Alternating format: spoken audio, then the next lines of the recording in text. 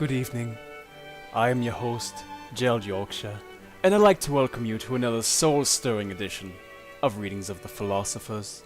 In the last episode, we encountered Swami Omkarananda, the Floridan Hindu world renouncer, who boldly challenged Texan intellectual titan Tommy Cantrell to a polite sharing of ideas in a group on Facebook.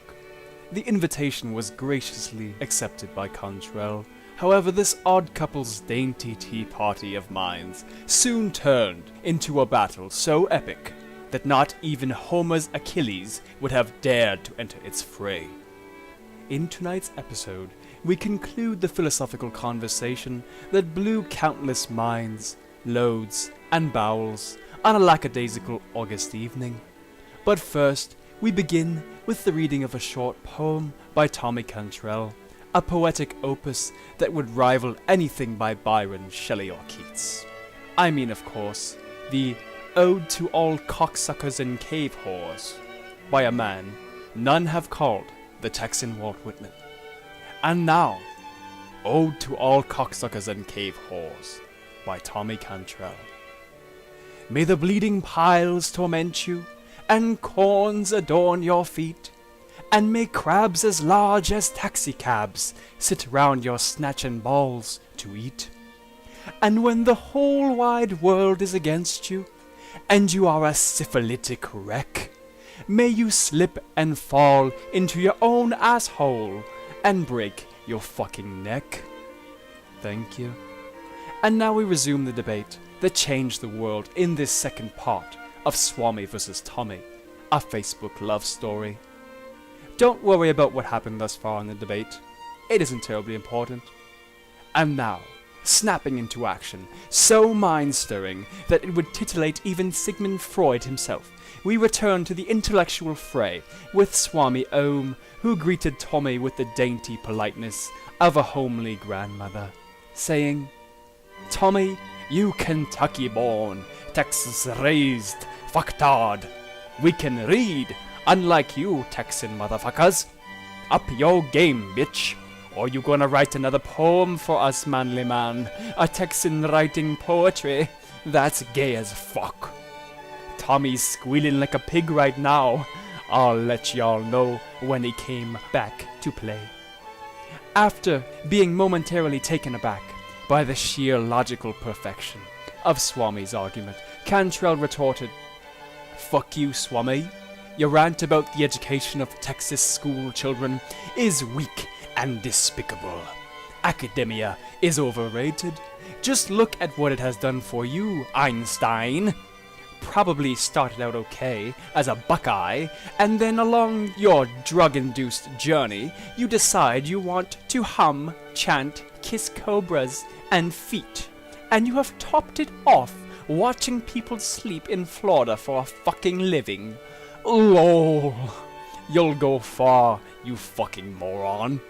I hired a couple Swami cocksuckers like you once in one of my companies. Seemed like bright, humble, and energetic types. But every time the dumb fucks came into my office, they would drop to their knees and try to suck my toes while humming some fucking chant.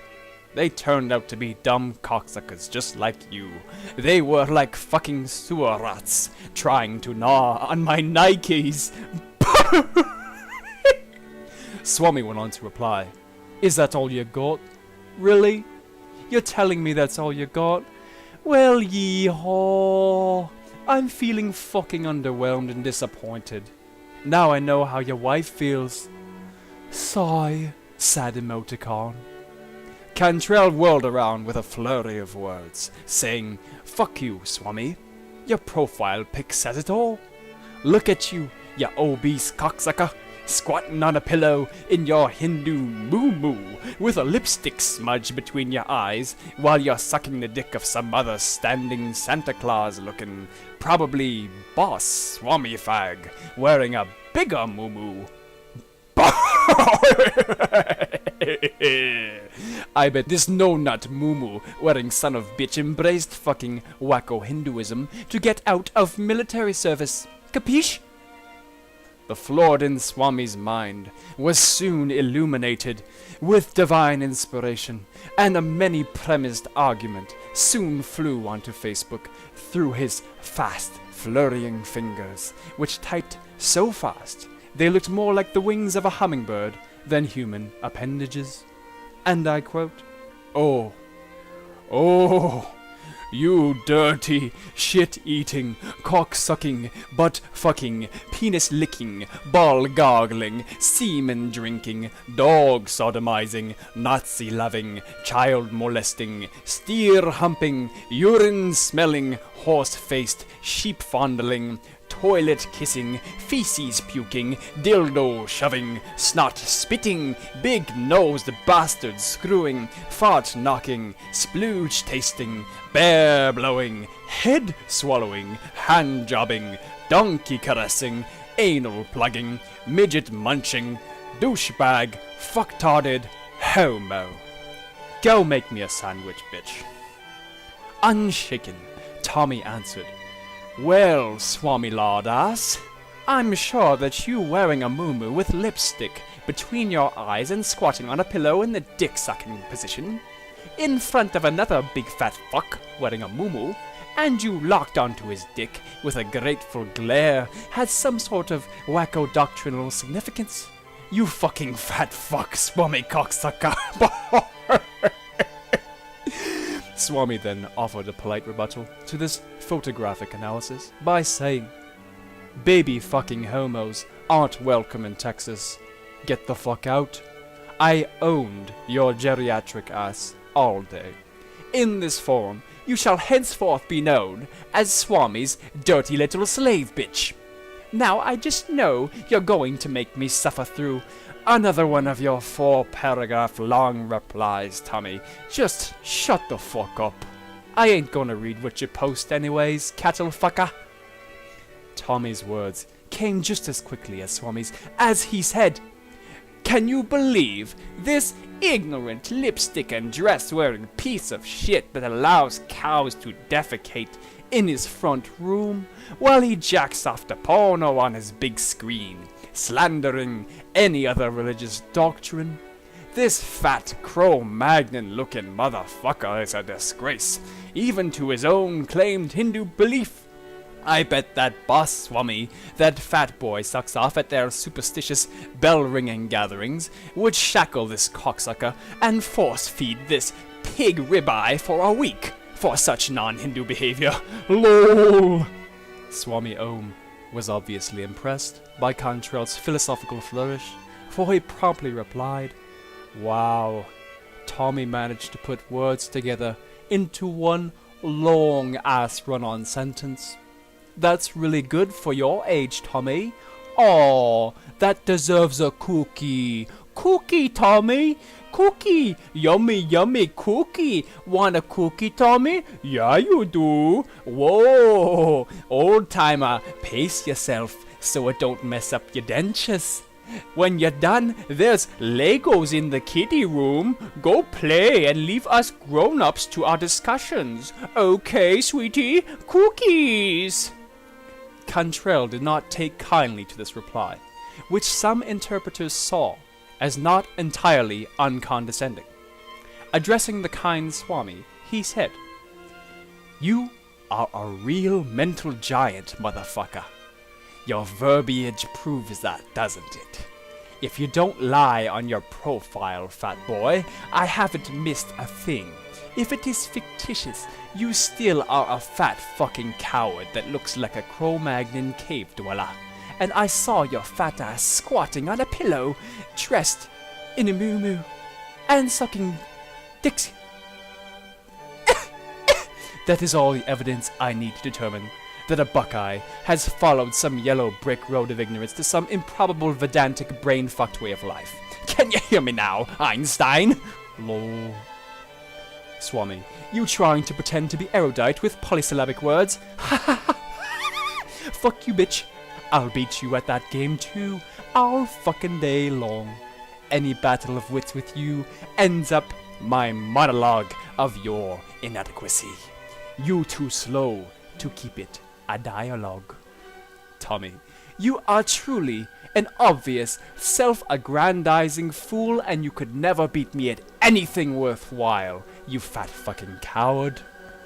That's it. That's it. That is it.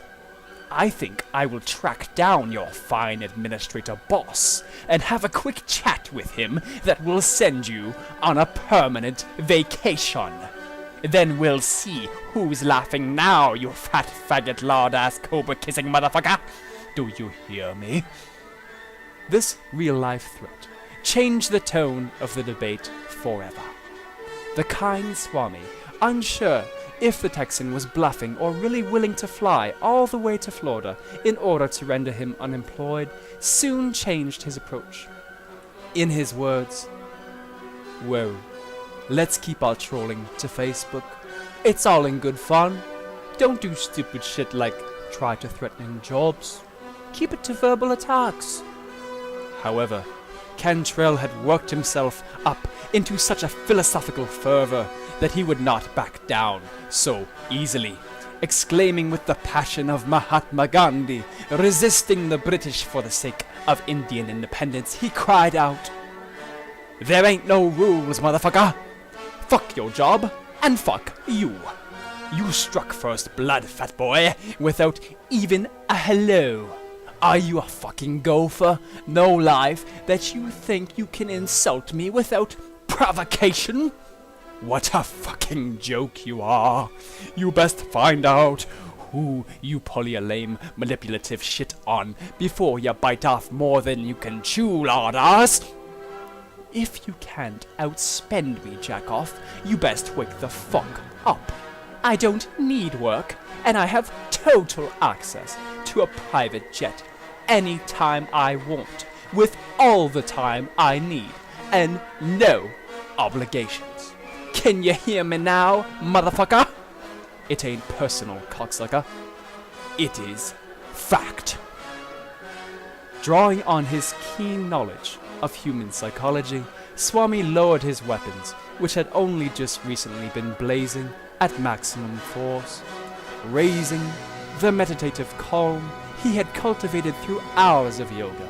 Swami spoke to the Texan thus, "You take Facebook pretty seriously, don't ya? You know what? I'll call a truce." Smiley emoticon. I troll people. That's where it ends for me. I don't like violence.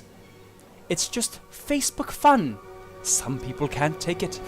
If shit is gonna escalate to house visits, jobs, and money, and bullets, I'm dipping out. No need for that shit. At last, Cantrell seemed to have seen the light, his heart touched by Swami's loving honesty. He soon burst into a monologue that would have given even Shakespeare's Mark Antony a run for his ancient Roman gold.